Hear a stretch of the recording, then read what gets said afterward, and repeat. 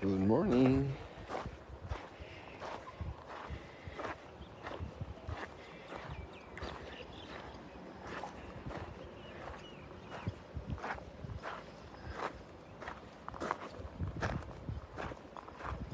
Sometimes August can be very hot. I haven't checked out the predicted temperatures, but it actually seemed a little bit cooler even last night.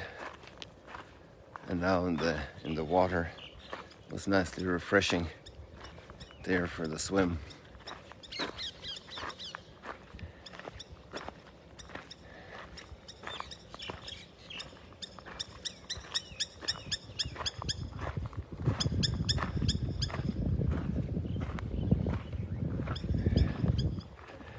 You see the cows up on that hill. It's a while since we've been up there.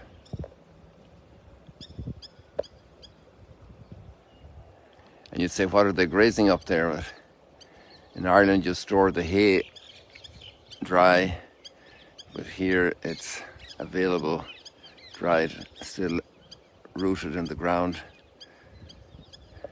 But actually we also had what we called a winterage when I was a child.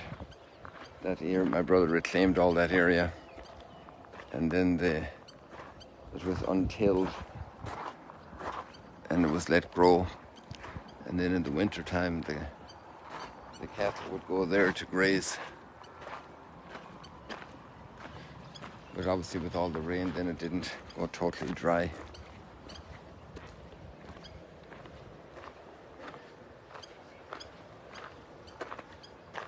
So I'm taking you into another little spot this morning with good reason. Maybe you have noticed with children and parents, it happens surely automatically, by the force of love, that when a child does something mischievous or wrong, that the parents are, they have obviously different consequences the child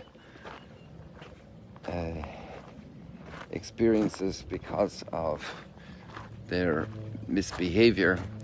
But then the parents always find a way to show love, that the child, that was also love, to show them how that misbehavior is not the right way to go.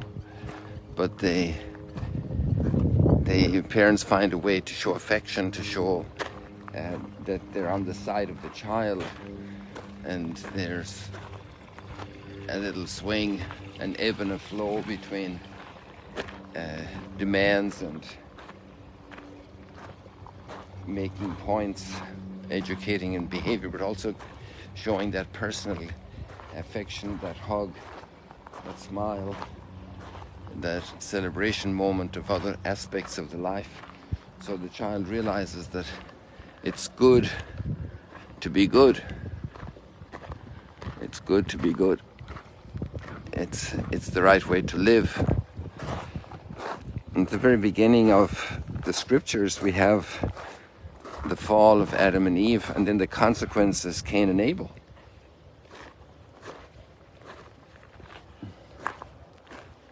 That horrible division of humanity that comes from every turn away from God.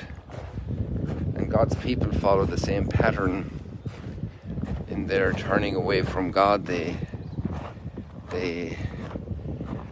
break up. They fall into disunity, and they're scattered. They become prisoners. The consequences of turning away from God,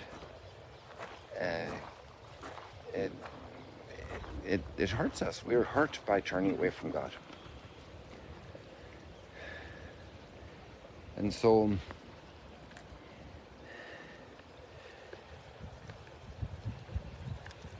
the same pattern happens in our spiritual lives. We may be asked to carry the cross more as we grow in friendship with God. The greater the faith, the greater the ability to endure, the greater the relationships, the readiness to bear burden for others, to bear burden for fidelity.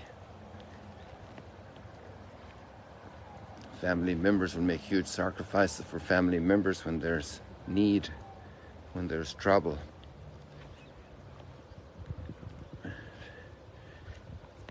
Spouses will do extraordinary sacrifices for each other. Siblings and families. You know how sometimes a family will even sell a property to provide health care because the person, that's love, the nature of love. And the love for God, the knowledge of God leads also to great humility, great patience. Love is patient, love is able to bear burdens. And here we have Jeremiah giving that consolation to the people that God is going to bring them back. They need to turn back. And then the reason I came over here today was for the gospel reading, because we've had the miracle of the feeding of the multitude at the Sea of Galilee. And Jesus is going to end up again at the Sea of Galilee. And meanwhile, he goes on a trip today to Phoenicia, outside the land of Israel, Tyre and Sidon. And so we have the Syro-Phoenician woman, and her daughter is deeply troubled, and she asks Jesus to relieve the daughter.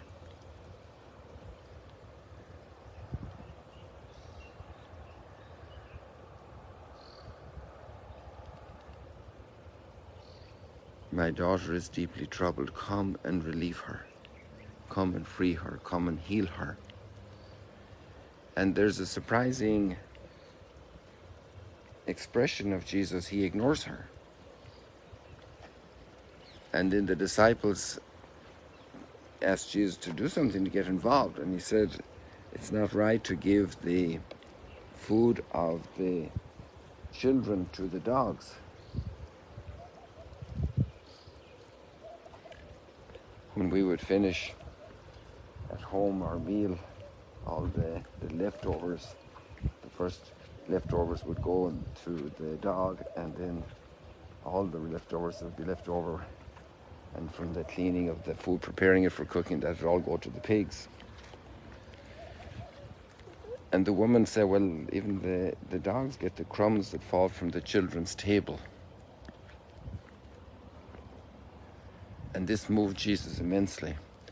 Just a little note about the geography. If we look out here between the restaurant that's going to be built, God willing, at some point, and the wing there of the rooms, and we see those mountains. Those mountains are on the border between Israel and Lebanon. They're in the news very much worldwide nowadays with all the tensions. And we keep praying for peace, but we don't need another war. We just need to have definitive good relationships with everybody. Wars don't fix anything. And that boundary between Israel and Lebanon, that chain of mountains, goes all the way to the coast, off to the west, keep going over to the west, way off. It's quite a long stretch, and then you go about 40 miles north to get to Tyre and Sidon, along the coast, the Lebanese coast. So that's a long walk from Galilee to go there.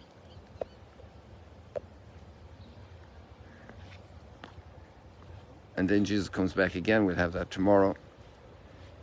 And here we have, I want to show you something from yesterday, just to show you the relationships, especially for those who haven't been here. Those who have been on pilgrimage can understand that more easily. They have been in the places.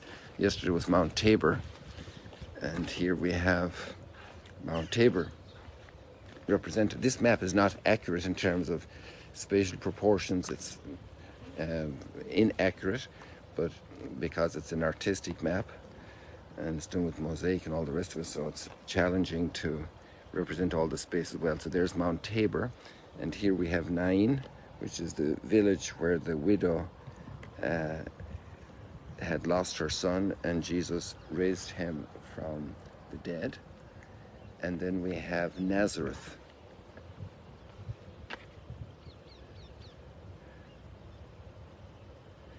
And this is a representation of the famous biblical story of going to check out the fruits, the scouts, when they were coming into the promised land. But this is out of place here. But obviously this scene is just in Galilee, so putting in a biblical theme there. And then we have Cana. And so, and then we have the Sea of Galilee over there. So Nazareth is southwest of the Sea of Galilee, and a bit more southwest than the map represents here. And then we have Mount Tabor, is also south and east of Nazareth. And Cana, in that relationship here, are more or less well proportioned geographically. So that's where we were yesterday with Mount Tabor and the Transfiguration. 1.5 million pieces of stone. The red stones are from Iran, can you imagine?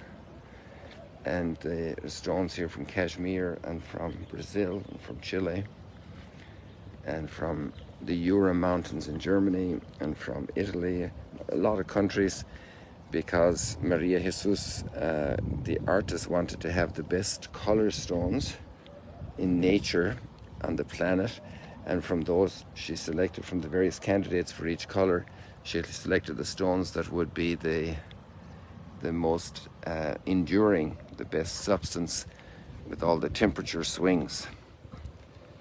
So this woman had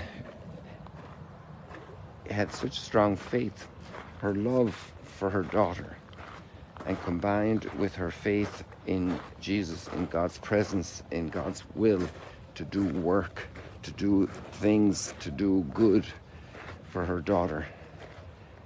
What a wonderful miracle.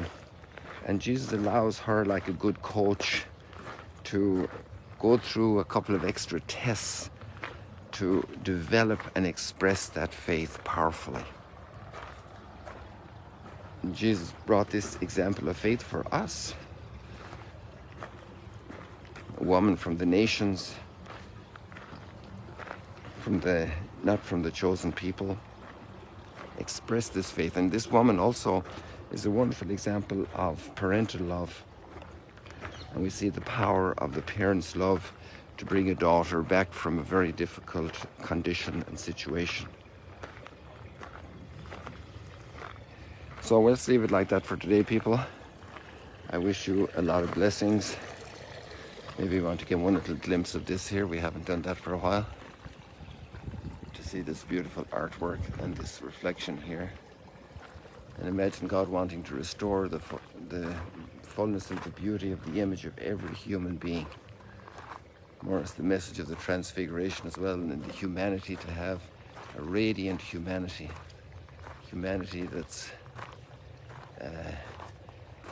expressing all the delight that God wanted in his creator, like the delight every parent wants to have in their child. Imagine parents when they see their child win an Olympic medal, the joy and the delight, the fulfillment, the satisfaction. And this mother has that for her daughter today. People, God bless you.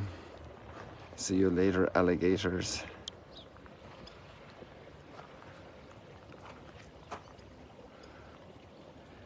We could almost finish there today because we have the sun in the picture anyway. God bless you.